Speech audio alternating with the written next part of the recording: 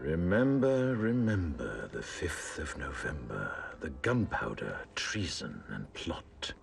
I know of no reason why the gunpowder treason should ever be forgot.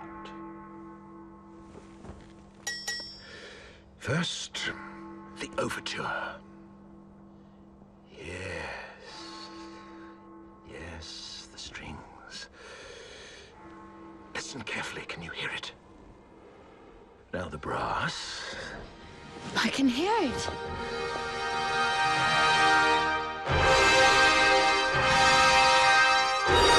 Look outside, Mummy. The playing music.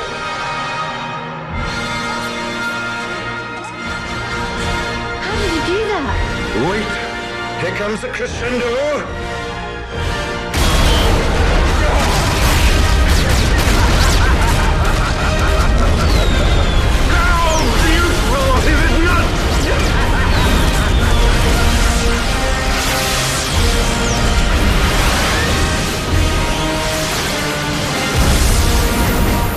They are, they scared the shit out of some people those days. They scared the shit out of the powers that be. And that's why this is being investigated. That's why I'm under indictment. That's it. Because between the days of December 6th and December 10th, 10,000 angry people proved to the government that their regulations, their ideas, their view of PayPal, their view of WikiLeaks, their view of the Afghan war and Egypt and Tunisia and Libya, it didn't fucking matter. Their opinion no longer mattered because someone was out on the internet kicking ass. People who know what they're doing, who share an ethos, who have a commitment to exposing and humiliating the man, who have a very low tolerance of lies and what they perceive as evil on the part of overweening power structures. They share information, they share tools and techniques, and they are currently having a very good time. Basically, Microsoft and Apple both got their entire start off computer crime. Bill Gates stole pretty much all of MS-DOS. Steve, Jobs, he was creating boxes to defraud the phone company, I always saw hacking as implicitly political. Hackers, whether they're conscious about it or not, whether they're explicit about it or not, make a statement about how we should treat information. And some years after my book came out, one of the people I wrote about, Richard Stallman, got very publicly and explicitly political about software, and he believed that software should be free. Free as in freedom, not free as in beer, as he put it there. Behind it, whether misguided or not, there's a political impulse. There's sometimes a strong anarchist flavor to it as well. It's resistance to authority and those who would impose groupthink and group behavior on people, which was rightly perceived to be a consequence of the digital revolution as it was used by people in power to do hacking on behalf of righteousness and to redress the grievances of the world. Lance lowered Don Quixote on his horse, nag though she was, flying at the windmills of modern life. Dated against because I'm white. Hal Turner was a neo-Nazi who was, big online and had a podcast. I think that the 14th Amendment was not ratified properly, and I think, therefore, it is still okay to have Negroes as slaves in America. The first time I heard about Hal Turner is he was knocking somebody on 4chan. He was just being a major dick to a relatively known user. And for the fun of it, we started trolling him. And then I guess we kind of figured we had a moral high ground, which allowed us to get people on our side. But he was a fucking neo-Nazi. That's not okay to be in modern society. You're not allowed to do that. And there's a million neo-Nazis out there. But he started picking on our dudes, so we had to go to our dude's fucking defense. And it just so happened that he was a neo-Nazi, so that's a bigger reason that he's a fucking dickface. I'm like, yeah, screw that racist son of a bitch. Let's do this, So I joined in, and I made some of the phone calls, and, I played around on the chat thing on his website and posted in the threads and whatnot. Racist radio personality who seemed to handle it well when you called in. Like, he could handle being berated by Anonymous. And that made it very interesting. It made it a bit of a challenge. It wasn't some guy who just either crumbled or stopped answering the phone. It was a guy who would yell back. I don't see where you're going with this. Where I'm going is, I believe Barack Obama is genetically incapable of exercising the power necessary to govern the most complicated nation on earth. That's where I'm going with this. And I think part of the reason he's incapable of doing it is because of racial genetic inferiority. Is that clear enough for you? No, you changed the subject again. Wait a second, you asked Hal Turner me... wasn't the first, actual person that, Anonymous had caused trouble for, but the circumstances ended up being significant. They DDoS'd his website, stuff like that, costing him thousands of dollars, bandwidth fees. We DDoSed him, which is overflowing his server with packets and fake information. And then we kind of trolled him in real life. We sent countless pizzas to his house. We signed him up for escorts on Craigslist. We sent a bunch of pallets of industrial materials to his house, which he ultimately had to foot the bill for. And basically we destroyed his ability to pay for his radio show, and that took him off the internet.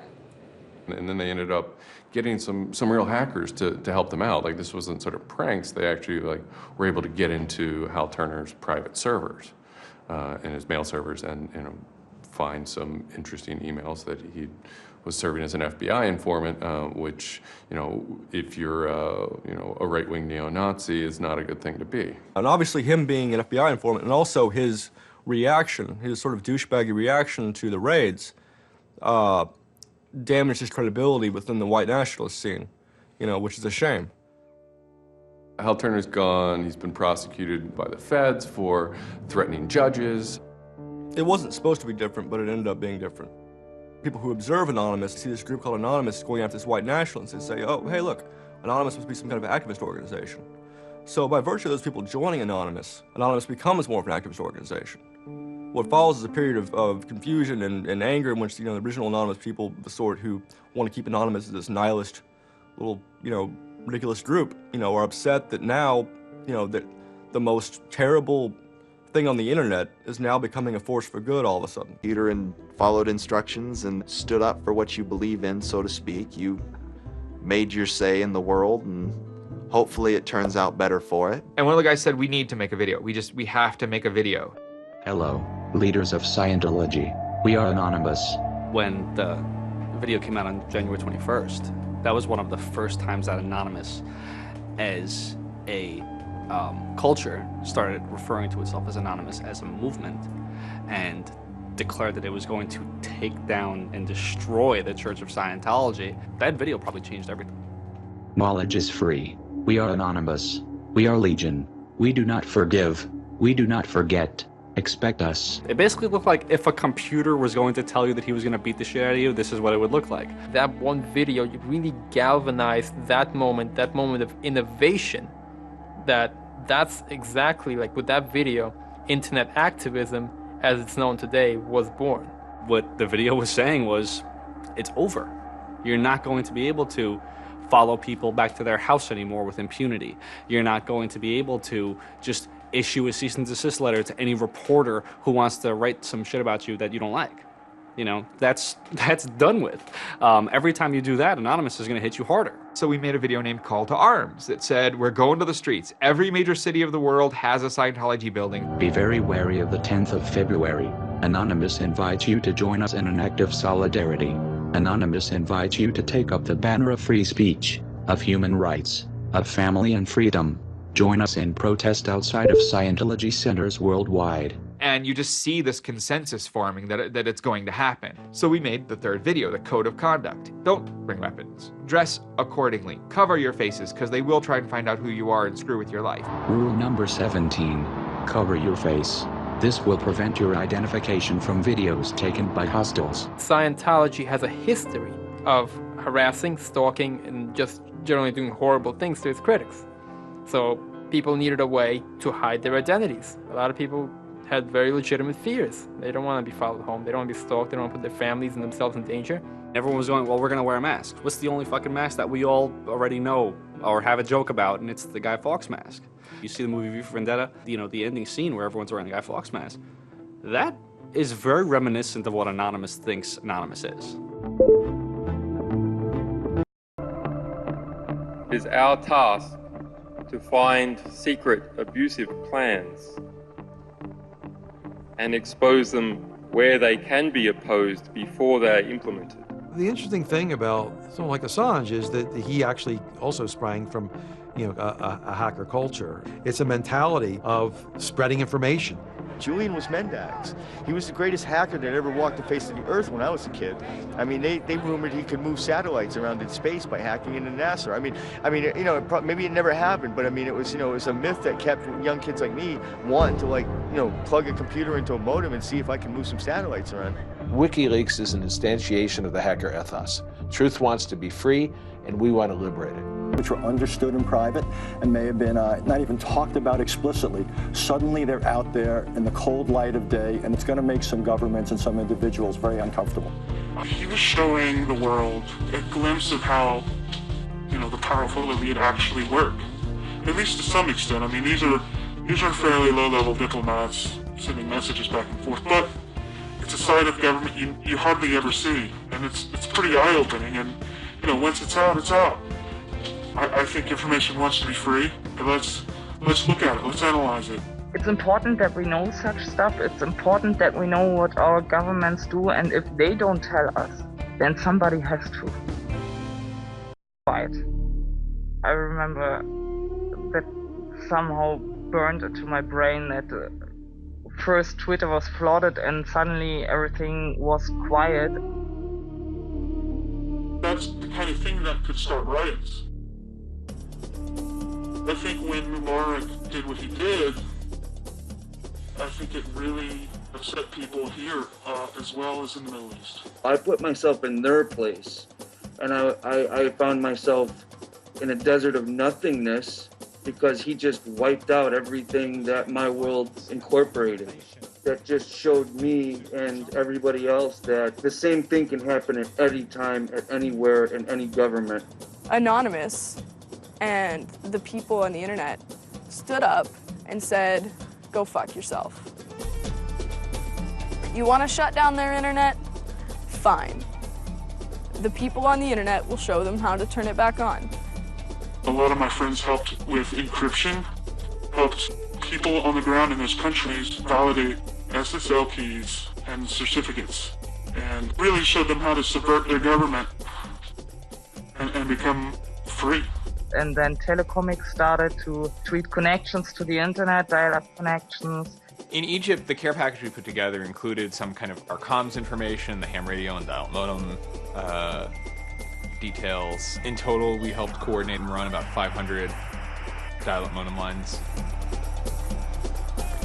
We also Googled up treatments for tear gas and other kind of basic medical treatment and found folks who could translate that into Arabic. Sort of put this together in a nice one-page PDF and fax, and off it goes. I think the most effective thing was shutting down government websites. We're taking your dictator's web pages down. President Hosni Mubarak has decided to step down from the office of President of the Republic.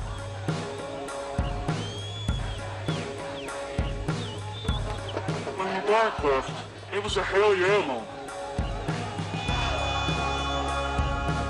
People can rise up. People can make a change. And I think for a lot of people in America, it was the first time they had seen people rise up and take down their government and say, we're sick of this shit. We're sick of the oppression. We're sick of living as slaves to your power. In civil disobedience. One person sending one packet to a web server, that's nothing. 100,000 people sending one packet, that's going to bring it down. Do all those people go to jail? Are they all felons? No, they're just engaging in civil disobedience. They shouldn't also have to go to jail for 10 years for it. This is the point in history at which you decide whether or not protesting is possible online. You can stand up and you can say freedom of speech extends to online. We have the right to not be monitored by our government because of our opinions. It's up to you. You're in the position of Huck Finn Do you remember Huck Finn at the end of the book? He's told he's got to take that slave and give it back. Two things will happen if he doesn't. One, legally, he'll go to jail because Jim is property. Two, he'll be damned eternally and burned in hellfire because he's in an evangelical environment in Missouri. And Huck smokes his corncob pipe all night and thinks about it, and next morning he says, well, damn it, I'll go to hell then. In other words, he discovered that in order to be an expert at ethics, you had to transcend the legal and sanctioned religious appropriate truths of the day in order to access the meta-truth of both legality and righteousness. Well, hackers see themselves as Huck putting down that corncob pipe and saying, all right, I'll go to jail. All right, I'll go to hell. But I'm going to do the right thing.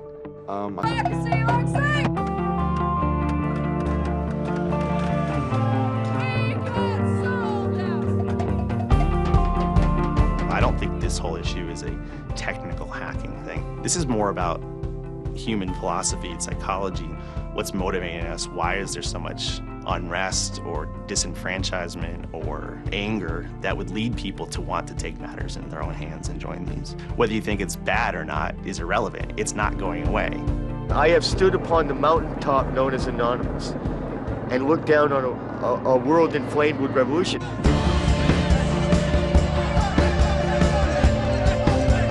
What can you say? Your spine tingles when you're at the cusp of history. When you're surfing, the waves of history, your spine tingles. There's a lot of people in Anonymous who feel very deeply and very sincerely about their contribution towards democracy around the world. And I think that's one of the main things that I'm most proud of about Anonymous. There are things that I'm not proud of about Anonymous, but we stand against censorship and we stand against oppressive governments, even our own. It's a very noble thing. I still burn a candle for those people who got shot in San Francisco and didn't get justice. I'm proud of Anonymous for their actions related to Occupy Wall Street. I'm happy that Anonymous has helped with collecting information, spreading information, getting information out, and mobilizing the appetite for direct action on the street. Dissent has a face now. It has an aesthetic. There's this package you can pick up and put on anywhere in the world for any cause at once. And sometimes that's going to be terrible, and sometimes it's going to be wonderful. One thing I can kind of promise is that it's going to be interesting. It's rare in history that new things happen, but I think this is one of them. If you have power in real life and you have money in real life, it doesn't fucking matter on the internet. What matters on the internet is your actual ideas, how smart you are, the quality of you. And when certain organizations that, they want to extend their real life power onto the internet, it's not gonna fucking take because of Anonymous. And history teaches us that change simply doesn't come with flowers. It doesn't work. If they say I'm a criminal, damn, well, then I will be one. Anonymous is an evolving thing. It's like a phoenix. It might occasionally catch fire and burn to the ground, but it'll be reborn from ashes. It'll be reborn stronger.